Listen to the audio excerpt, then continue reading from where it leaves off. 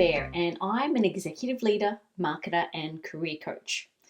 And I want to help you uncover the resources you need to thrive in your work life now and well into the future.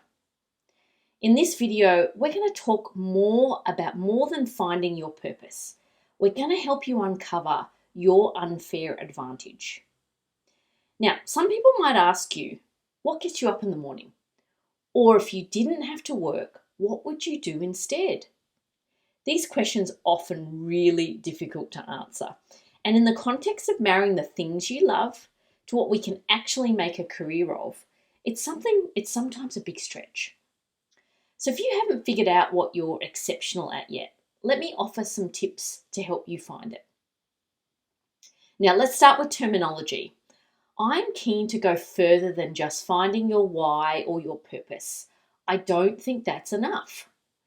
I do like the concept in the startup world of finding your unfair advantage. In business terms, your unique selling proposition, the thing that you do better than your competition. Another term more aptly applied to your unique talents is your spike. It's a common term for students applying to US colleges and used in management consulting firms like McKinsey's or venture capitalists. Now, let's face it, not everyone is brilliant at a lot of things, but you will be great at one thing. Something that ignites your passion, that you're pretty good at and makes you enjoy what you do. Now, I recently discovered an author called Rene Carriol.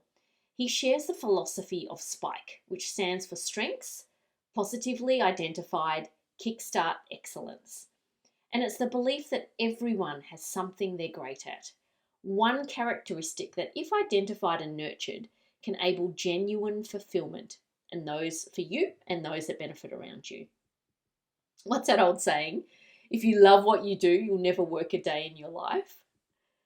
If you find out what you're great at, you have to be actively aware of it. Here's an exercise to help you map your spike. It's a great foundational tool to get a baseline and revisit perhaps every 12 months to sense check if things have changed. There really is a lot you can acquire in terms of learning over that time. So it's quite possible you might have 2 or 3 things that you're exceptional at. So if you haven't figured out what you're exceptional at yet, let me offer you some tips to unpack what that might be for you. Now, think about this as your personal Venn diagram. Your first circle is passion. What do you really enjoy doing? If you think about people like David Attenborough or Adam Grant, they have a clearly defined spike and have developed remarkable careers in their areas of passion. Now, I suspect in both instances it's taken years of self-reflection and nurturing.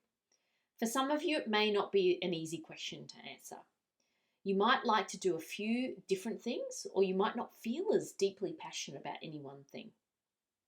So I've included a list of additional questions on my website at theproductivemind.com.au in the resources section to help guide that discovery. But let me give you a couple of things to ask yourself here.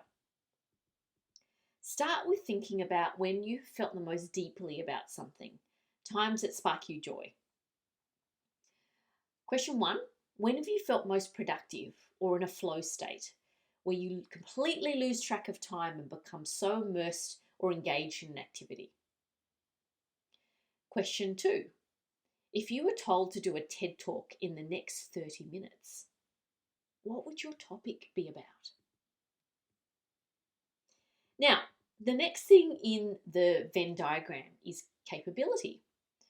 One of the best starting points to understand your capability is to independently consult your brain's trust. This is your inner circle, your go-to people in your network. I have a number of people I consult for different challenges or transitions in my life who've seen me both at my highs and at my lows. If you don't have a network of people to lean on who get you, I'll do a separate video on building a brain's trust. But if you do, ask them about how they would describe you. Capture any commonalities that you hear.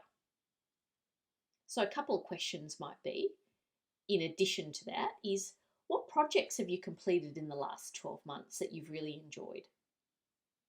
When do other people come to you to ask for advice? And lastly, are there any common themes in your past roles, be it technical expertise or soft skills? Now, our third dimension is demand. If there was a career that marries your passion and your capabilities, would your company or others find value in this? Or if you're keen on exploring a startup or consultancy path, would people actually pay for it? Is there demand? So, a couple of questions to ask yourself. What problems in my organisation now that I have the capability and passion to solve? What challenges am I interested in solving? And who is currently being paid to solve those problems?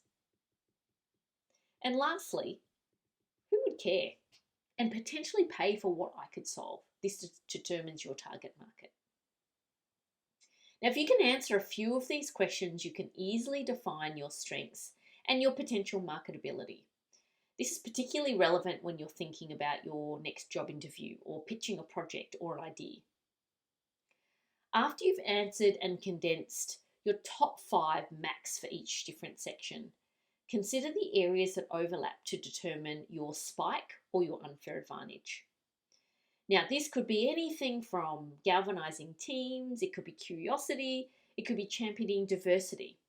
However, it can't be vague. You should have clear demonstrations of this in your life. Once you've answered those questions across passion, capability, and demand, take a look at the possible areas of crossover to come up with your spike.